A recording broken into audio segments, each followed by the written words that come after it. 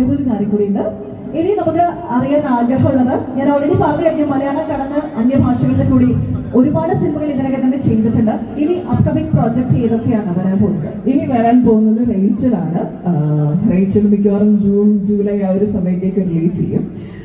ഞാൻ ഭയങ്കര പ്രതീക്ഷയോടെ നോക്കിയിരിക്കുന്ന ഒരു മൂവിയാണ്. കാരണം അത്ര രസമായിട്ടുള്ള ഒരു കഥാപാത്രമാണ്. ഞാനും കുറെ കൂട്ടുകളും ഇറച്ചിവെട്ടുകാരിയായിട്ട് ഭയങ്കര ഇൻട്രസ്റ്റിംഗ് ആയിട്ടുള്ള ഒരു കഥാപാത്രമാണ്. എബ്രിഡ് ഷൈൻ സാറാണ് അത് പ്രസന്റ് ചെയ്യുന്നത്. അദ്ദേഹം ത്രൂ ഔട്ട് ഉണ്ടായിരുന്നു നമ്മുടെ മൂവിയുടെ ഭാഗമായിട്ട്. ആനന്ദിനി ബാലയാണ് അങ്ങനെ ഒരു ലേഡി ഡയറക്ടറിന്റെ കൂടെ വർക്ക് ചെയ്യാൻ ഇത്രയും വർഷങ്ങൾക്ക് ശേഷം വർക്ക് ചെയ്യാനുള്ള ഒരു അവസരം എനിക്ക് കിട്ടി.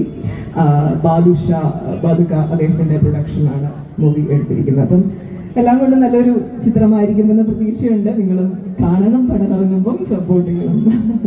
തീർച്ചയായിട്ടും ആ സപ്പോർട്ട് നമ്മുടെ കോഴിക്കോടുകാരുടെ എല്ലാവരുടെയും ഭാഗത്ത് പ്രത്യേകമായിട്ടുണ്ടാവും അല്ലേ? ഉണ്ട്. Thank you. മലയാളം പോലെ തന്നെ ഫ്ലൂവന്റ്